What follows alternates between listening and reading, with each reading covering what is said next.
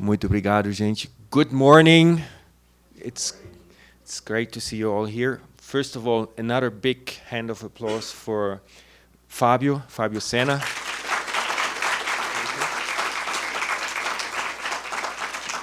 We exchanged some, we talked a little bit before the session today, and it's really impressive. I mean, he's a music therapist for about 25 years, also a researcher working with kids. You know, like, so we were talking about like how you can use musicality and rhythm to help kids develop, and also with elderly, which is basically like the opposing ends of life.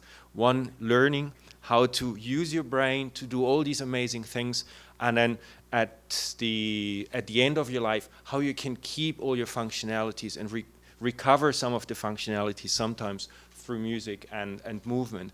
And I think that's actually really, really exciting to have this beautiful performance here, because it gives a very nice introduction to some of the topics that we will approach here in the next couple of days. And if you're interested, he also plays in a couple of bands, so we talked a little bit about that. So if you're around on Saturday evening, Dublin, right? Dublin at Vila Olímpia, here in São Paulo. Yeah, so please come and enjoy some great music. It's going to be very different. You know, like he has a wide repertoire of music, so it will be electric bass and rock and pop. But we also talked about, you know, like all these amazing musical experiences around the world. And I hope we can share a little bit more in the coming days. He will be here entertaining us, and feel free to approach him to exchange ideas about his work, about his research. And thank you mais uma vez. Muito obrigado.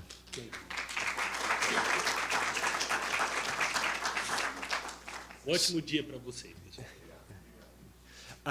Sorry, I didn't even introduce myself. My name is Ron Fisher. I'm a researcher at IDOR, and I'm the kind of master of ceremonies here today because just to give you a little bit of an idea of why we have this event in the first place. It's super exciting. I'm super nervous as well because we are here as part of a workshop that kind of was envisioned about 4 years ago, but the idea actually went way, way further back. You know, like I was working at IDOR, you know, like there's a whole story of how I ended up at IDOR in Rio de Janeiro. And, you know, like we wanted to do something about, you know, like religious, spiritual experiences at a broader scale, you know, like really pushing the research foundations, because there's a lot of really good research that is happening, but often it's in kind of at the fringes of what is considered respectable science, right? So it's typically, you know, like you have paranormal psychology, you have various areas of religious studies, but it's not really at the core of neuroscience. And so one of our ideas was like, how can we bring these ideas into the mainstream? You know, challenge mainstream researchers to take these important experiences that a lot of people have, you know, like these important beliefs that a lot of people have. How can we study that, bring that into the mainstream? And this is how we started off 2018, 2019. Then something happened, COVID happened, which kind of the world went upside down. But in 2021, we submitted a proposal to the Templeton Foundation. We had made contact with N prior to that, because, you know, like this was the first instrument that covered a whole lot of these experiences in a single place. And our idea was, with the experience of COVID, the mental health challenges that people were facing during that time, how can we potentially link, you know, like these human experiences with mental health and do something here in Brazil? So we submitted that in 2021, and then 22, we finally got, you know, like we were invited to submit a full proposal. That was a scary moment as well. We had all these ideas, long conversations. we submitted a proposal. There was another stage with some interviews and discussions. But in the end, we got some money. And as part of that project, which is a scientific project, we also proposed the idea of doing a workshop, basically to transfer knowledge, to tell interested researchers, students, professionals about what we're doing in this space. And this is basically the first real workshop where we're talking a little bit about what we have learned, the challenges that we're facing in this field. And we decided we invite the people who've been at the forefront, like in the US, here in Brazil. We invite people who have really, a deep grasp on the topic, to hear from them about their research, about their challenges, about their insights that they have gained over those years.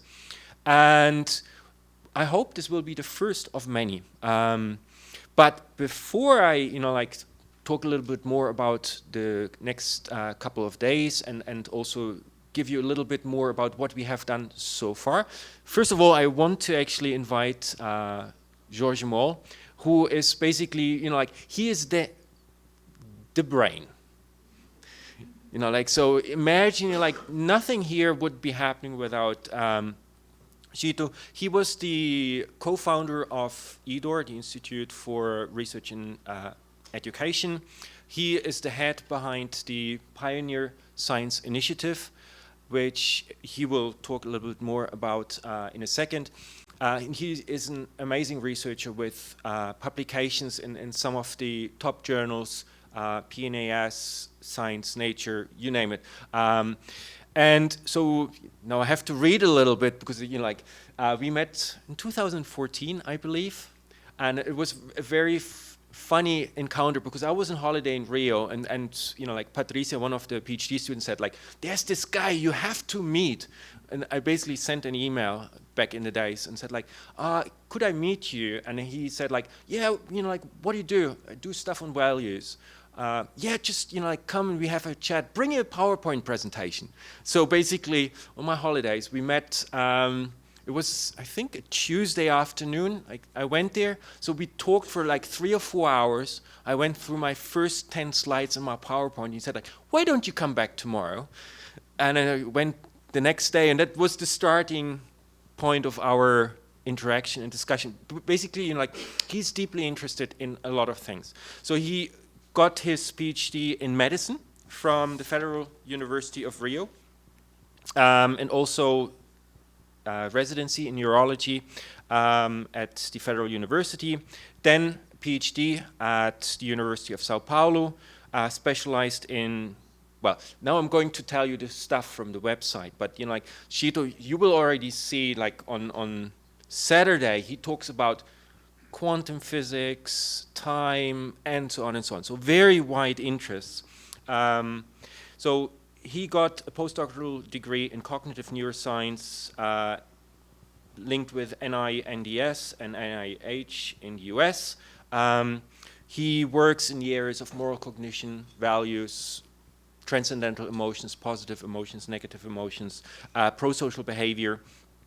He is a member of the Life Science Council at Stanford University, former affiliate member of the Brazilian Academy of Sciences, and obviously co-founder of IDOR, Pioneer Science. And so please, Chito, Jorge.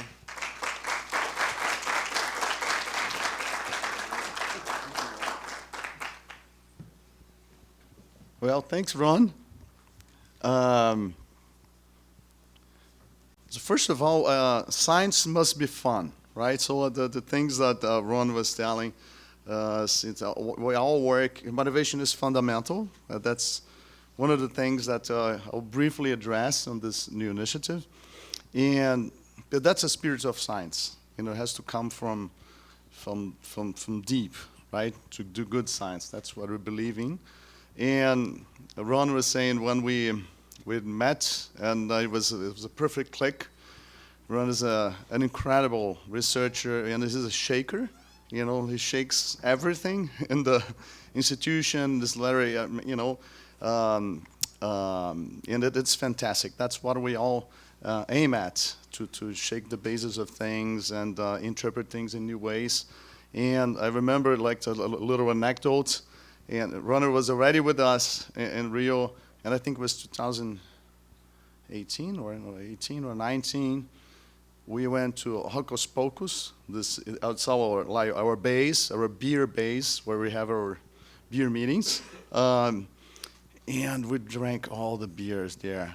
And then we started to talk, we have to put together this neuroscience and social psychology with values and spirituality. And then we kind of, so tomorrow we'll have a large meeting at IDOR.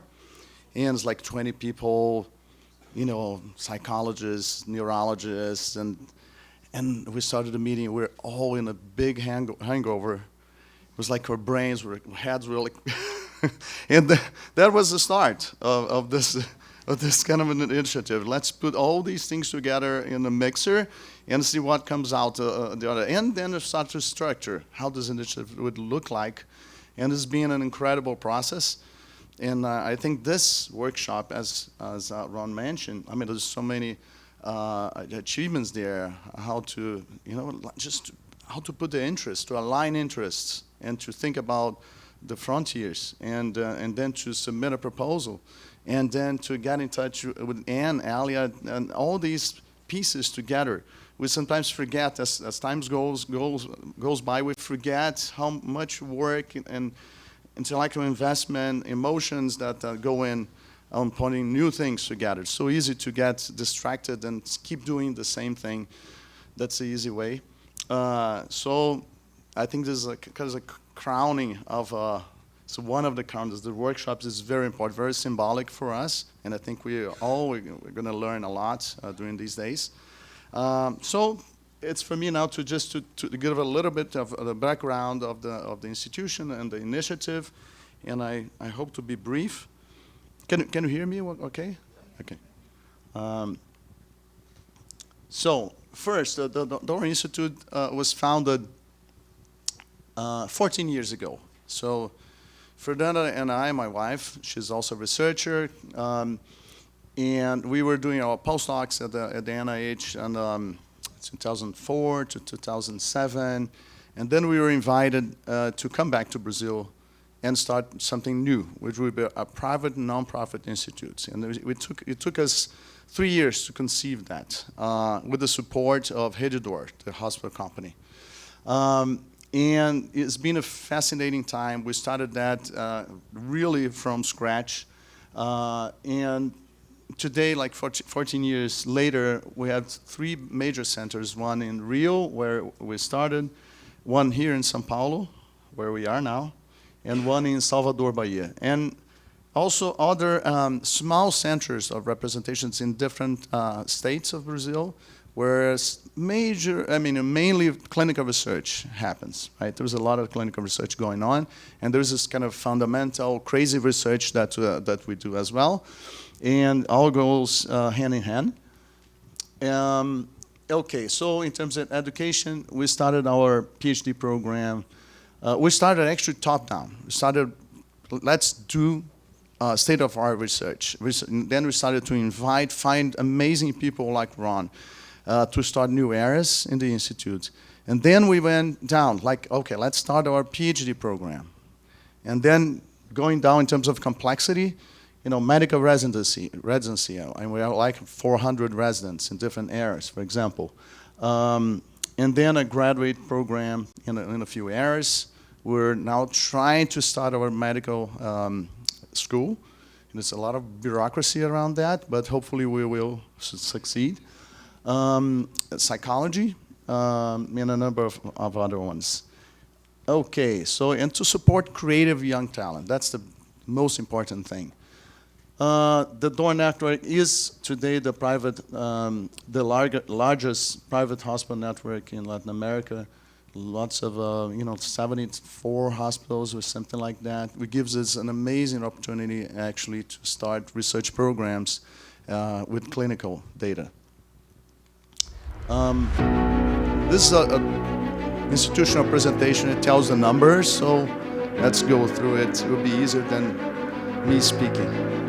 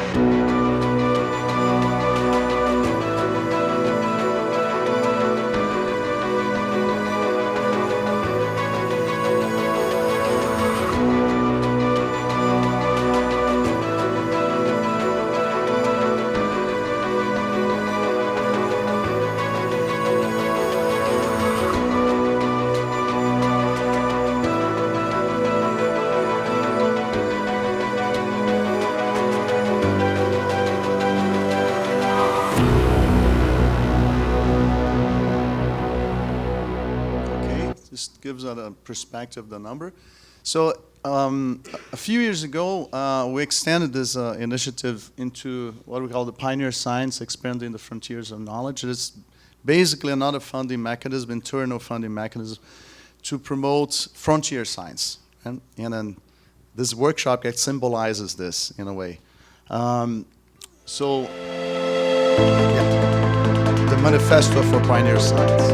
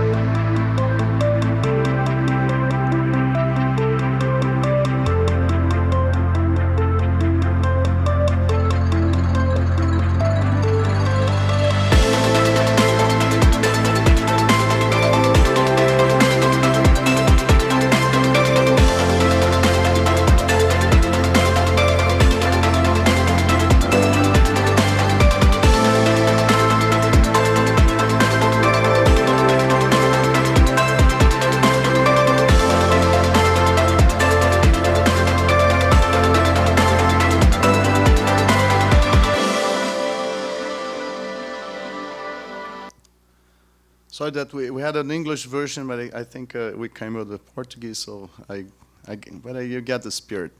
So basically, the Frontier Science Initiative emerged from this idea of how can we promote like so-called maverick science, right? Science that sometimes it's not funded, it's very hard to fund. with more creative, more ambitious, and something that is not necessarily in the mainstream. It could be in the mainstream, but it's not necessarily in the mainstream. And also there has a component of education outreach. So we're also supporting young people, middle school, high school students to embark and to stimulate to embark them into science programs. And a lot of things being done. But I don't have the time to speak about that. But it focuses today in three main areas. One is molecular and cell biology, which is kind of in the mainstream today, but we're investing and supporting research in a little bit more advanced or more kind of frontier areas. Physics and mathematics or biology, which is an area that we really believe that will be crucial for the next decades of advancement. We really have to connect data science, mathematics, and physics to address creatively the very complex problems that we, biological problems, consciousness, and so on, so on, so on. And finally, neuroscience and cognition, which also connects to them. And yeah, that's basically the kind of alliances we're building. And of course, that goes with lots of partnerships that we are currently establishing. These are formal partnerships for projects within Pioneer Science Initiative that are going on today. That includes, for example, CRISPR, gene editing. It includes like a project using connecting quantum physics, like quantum optics, with neuroscience, with vision science, and just to mention a couple. And of course, the area of neuroscience and psychology of non-ordinary experiences. And just to say a last word about that is science is a method of learning, of getting to knowledge, but it's not the only one. So it's a form of acquiring knowledge, and it's the form that we call science. It's scientific method, but it's not the only one. And I think our challenge is actually to learn new ways to address problems that are not addressable today with science. For example, the hand-pan presentation, you could describe this, if you're not here, you could describe like the frequencies, the range of frequencies, and etc., all the components. You can do Fourier transforms of everything, but you would never be able to grasp the feeling that you have when you hear it by the scientific method alone. And I think that speaks to our challenge here. How can we address incredible things like this non-ordinary experience? How can we explain them? How can we describe them? How can you organize and categorize them? And ultimately, how can we study the ontology? Is there another ontology for these experiences or not? Can we explain everything by conscious phenomena? And ultimately, how that relates actually to the physics of the universe, right? The fundamental aspects of physics. That's a big question, as big as the hard problem. How can consciousness emerge from organic matter, and how can we have subjective experience, right? Like we do. Okay, with that, thank you and enjoy. Let's have fun during this meeting.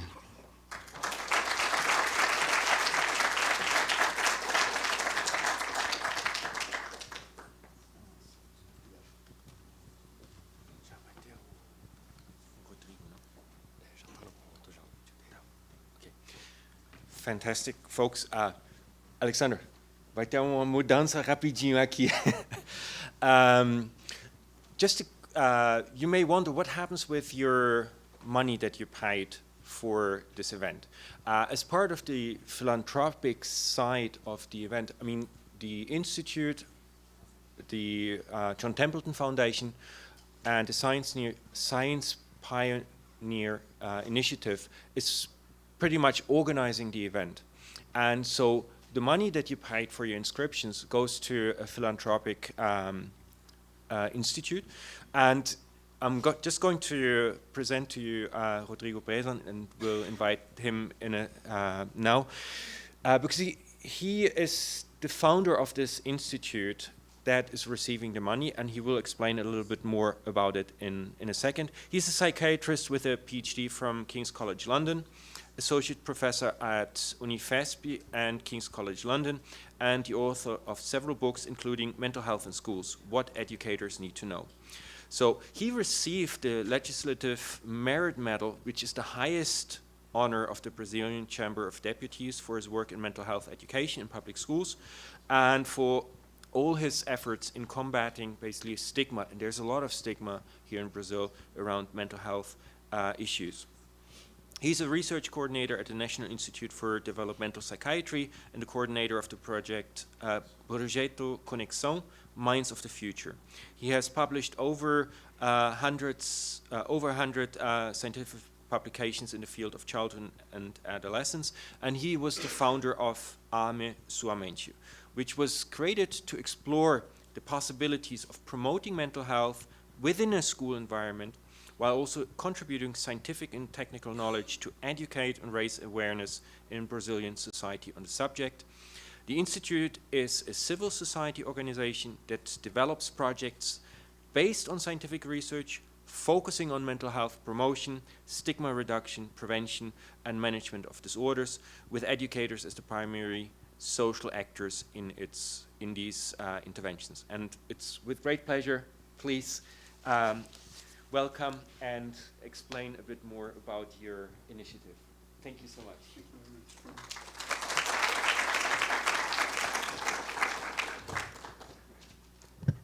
Good morning, everyone. It's a great pleasure to be here. Brown had made my introduction. I think I'll play the video first to give you a flavor of what we do. Precisamos aprender a cuidar de nossa saúde mental. A sociedade contemporânea evoluiu muito mais rapidamente do que a nossa capacidade de lidar com ela. Daí, os problemas aumentaram.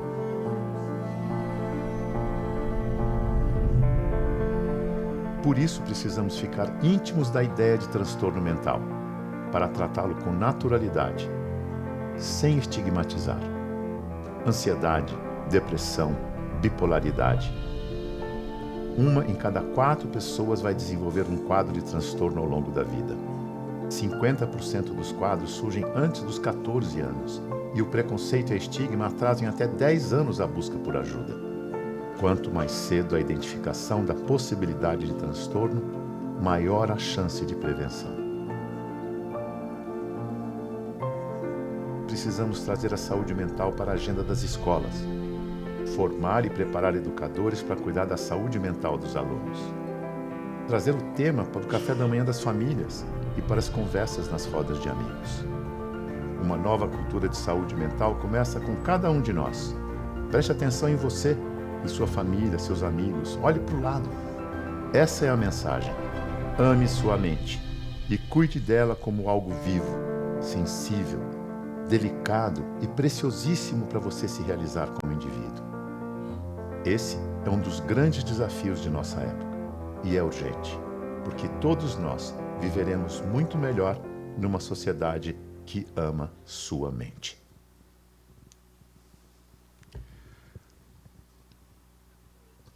Thank you. I apologize, it's not in English, but it gives the flavor of what we do.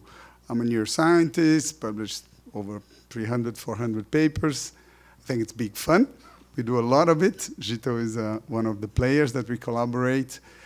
But it wasn't enough. We can do something for our society. So the idea here is to translate. We all know about translational psychiatry or translational medicine. You can go from bed to bed and bed to bed. And the idea here is to go to the community. And the university is not talented to do that. It's not, they don't have that. That's why we set up this nonprofit organization. And from here, we use a lot of science to transform reality. Based on all our resources in science, our background, we can translate knowledge into something people can understand and things that are actionable. So it really makes a difference of teachers, public school teachers all over Brazil that can use this knowledge to do what they do, to take care of kids, to identify people with problems, but it's not only that, to help people all the time. So this is a great pleasure to be here, to thank here everybody, thank the resources we get, thank Gito. Luis Eugenio is our neighbor in the university. His lab is beside our lab. But here is different. I love the very start of the meeting. And I just remembered some papers I did with hope. I started studying hope. I'm a professor in the King's College in London. I was spending a year there. And studying hope, I could publish perhaps the most important paper as a first author in the BMJ, British Medical Journal, talking about hope, but with science behind it. There is a modulation of amygdala based on hope. And that's very cool. And that's what people start understanding, where we come from. So it's a big pleasure. I want to thank everybody for this opportunity. The funds we're getting here will make the difference there in the public schools. Thank you.